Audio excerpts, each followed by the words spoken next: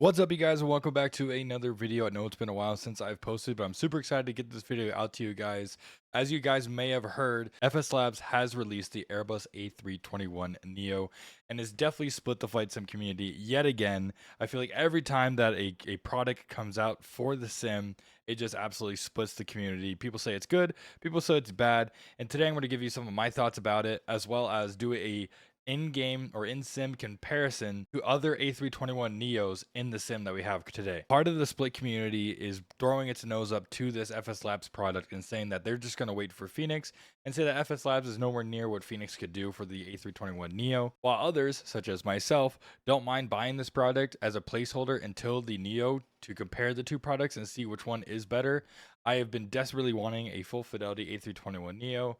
And like I said, it's not 100% perfect, and I'll get to the reasons why. But honestly, I think the product overall is really good, and I would recommend it for a certain amount of you out there. FS Labs has definitely learned a lesson from their last drop. They dropped the A321 CEO, which was really weird because everyone was happy with the Phoenix A321 CEO. So it was weird to see a third party company drop another A321 CEO in the market, especially with one that is, I believe it's more expensive than the Phoenix bundle that comes with the A319.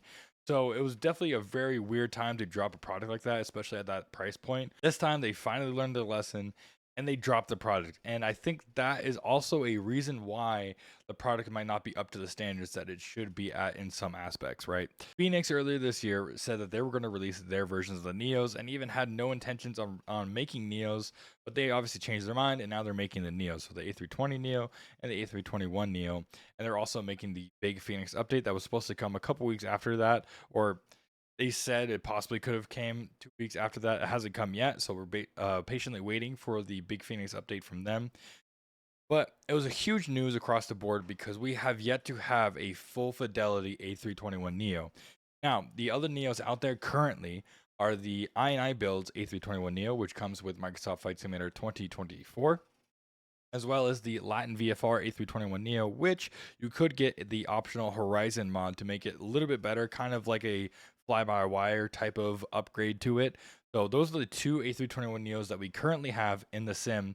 So it's nice to finally get a nice, realistic, full systems A321 Neo. However, it seems like they might have rushed it just a little bit. I think they were trying to beat Phoenix to get this product out there before Phoenix because they learned their lesson that when they drop a product after Phoenix, their sales go way down. Now, if they drop this product ahead of Phoenix before they drop their A321 Neo, I'm sure that sales would be a lot higher. Now, there's some things that I just did not like about the A321 Neo when I flew it a couple times on stream. One thing is for sure is the sounds. The sounds are just not good. Unfortunately, the sounds just did not come out as well as I wanted it to. The PTU doesn't sound good at all. Startup sounds a little bit quiet. Just the sound set is just a little bit weird. And people like Boris, who make sound sets and stuff like that, I think have just changed the game when it comes to sounds and proved how important sounds are in an aircraft. So not having good sounds is actually a really detrimental thing for the airplane. Another thing that I didn't like about it is just kind of like the modeling and the textures. Just something about it just doesn't really give me, I don't know, a high fidelity aircraft. The interior is a little bit better, but the exterior, the liveries, the default liveries that it comes with, and just the modeling and stuff like that, just does not look good. Airplanes are too clean, and the textures are just not 100% there. Now, I feel like what they did instead is that this plane just feels like it's in early access without them saying that it's in early access. I think it's in early access, and unfortunately, we just that's just the way it seems to be nowadays. I feel like every airplane that comes out is early access. But I think that it's better than other companies, for example, FSS, who have released their Embraer series that got the modeling right, the sounds right, but there's zero systems and it doesn't even have VNAV yet. I think they did a good job with releasing this aircraft with VNAV and proper systems, at least enough systems to be pretty in depth, which for me is a lot better than having an airplane that sounds and looks good but can't perform with the systems that it has on the airplane. Some things that I did like about it. Number one thing that I loved about the FS Labs that I've never really experienced before because I've never bought their products even for P3D is the tech log and the maintenance stuff, and also the Atsu menu. I feel like their Atsu menu and their data link and everything like that that's in the MCDU is really, really good. And I think the tech log and the MELs and everything like that, the airline operations that for me personally, I love to simulate in the simulator.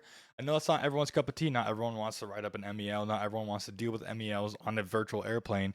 But to me, honestly, I do want to deal with that. I think that's a really cool thing that they put into the aircraft. And honestly, if Phoenix had that type of feature, I think Phoenix would take the cake, obviously, and being the better Airbus series. But I think the tech log and the MELs and the realistic airline operations with it is really, really awesome. I think that's one of the key features that I absolutely love, and I wish more airliners had that in the sim. So overall, if you are curious about systems and comparing the fidelity with Phoenix, B1 Simulations, who's a well-known YouTuber, did a full comparison between the Phoenix and the A321neo, and there was a lot of discrepancies when it came to in-depth systems as far as the aircraft goes. And I think that yeah, that doesn't look good, especially on an aircraft that you need to pay more for. I think it's just a few updates away from being good, and I understand. I understand of being a few updates away on release to being a good product is not acceptable. I agree. I think it should be a fully fledged, fully clean product on release. Especially a product that doesn't have wing flex on release is kind of crazy. But to me, I think that it's just a couple updates away, just the models and the sounds, and it could be a really good aircraft. I mean, I think this aircraft will be perfect for people out there who just want an Airbus A321neo who has the money to spend, right? If 60, 70 bucks on an airplane is way out of your price point as far as the budget goes, then don't buy it. Don't buy it. I don't recommend it. You're not going to fully love it, and you're going to regret spending all that money and not getting Phoenixes once it comes out. If you only have money for one A321neo, I would wait for Phoenix right now and then do your comparison when that plane finally comes out and a few updates hit the FSLabs version of the A321neo. For me, I had the money to spend, and I felt like I really wanted to have an A321neo, and I wanted to experience an FSLabs product. I had no need to get the A321 CEO because, like I said before, I was enjoying the A321 CEO from Phoenix. But now that they released something that Phoenix doesn't have, I felt inclined to buy it more because I never really experienced an FSLabs aircraft or anything like that. So I'm really glad that I personally bought it. I think it's a really great aircraft. It gets you from A to B. They'll work on updates and everything like that. I think if you're looking for a down, like a straight, like airline ready, fully in depth systems aircraft, unfortunately, that does go to Phoenix. Phoenix does a really good job with their systems. I won't say that the FSLabs A321neo is more in depth than the Phoenix A320 series or the A320 family. So if you're really super nerdy about the systems and want everything to be fully correct, then obviously this plane's not for you. And I would suggest waiting for the Phoenix to come out, and then you go ahead and do your comparisons then. I would recommend it, like I said, for people who have the money, who are willing to spend 60, 70 bucks on possibly a placeholder until the A321neo comes out for Phoenix, because we don't have a date for that. I mean, we thought that the big Phoenix update was coming in a couple of weeks, and that still hasn't dropped. So we don't know when the A320neo is going to come out for Phoenix. So for me, this was a good placeholder, and they are coming out with the Pratt & Whitney engines, which will be a huge game changer because that'll be the first Pratt & Whitney engine A321neo and A320neo to come out for the sim. So I'm really excited for that. So those are kind of my thoughts. Let me know what you guys think in the comments down below. And towards the end of this video, after this, I'm going to go ahead and show you a comparison between the I&I builds A321neo, the Latin VFR A321neo with the Horizon mod, as well as the FSLabs A321neo on the major sounds to kind of show you what I mean by the sounds are just a little bit iffy. So it's going to be on engine start. It's going to be as well as a takeoff sound, and it's going to be take a picture of the side profile of the aircraft to kind of show you some modeling issues possibly that you might be able to spot out, as well as a wing view picture to show you, and we'll all compare all the clips and pictures to a real life video that I got from Sky. Oh gosh, I want to say Skyline Productions. If you haven't already, make sure to subscribe to their channel. They do a full flight videos on the YouTube channel. It's a really awesome channel to kind of see wing views and kind of ASMR, if you will, about flying. But anywho, we're gonna go ahead and get to the comparison. Let me know down in the comments, what do you guys think about the FSLabs A321neo? What have you seen? Do you like it? Are you gonna get it? Are you gonna wait for Phoenix? what kind of nitpicky things that you have to say about the FSLabs A321 Neo that you don't like, and what are things that you do like. I want to hear your opinion down in the comments below. Now, to finish off this video, before we get into the comparison, there's one last thing. The I Builds A350 Ultra Long Range just released for free, and we did not get to 2,000 subscribers. So, I want you to look at me, okay? If we hit 2,000 subscribers, okay, we are going to fly from JFK to Singapore live. We're going to do multiple parts on the live stream just so we can have all the VODs. We're going to do multiple parts live stream. We're going to stream it live to JFK, or just from JFK to Singapore, okay?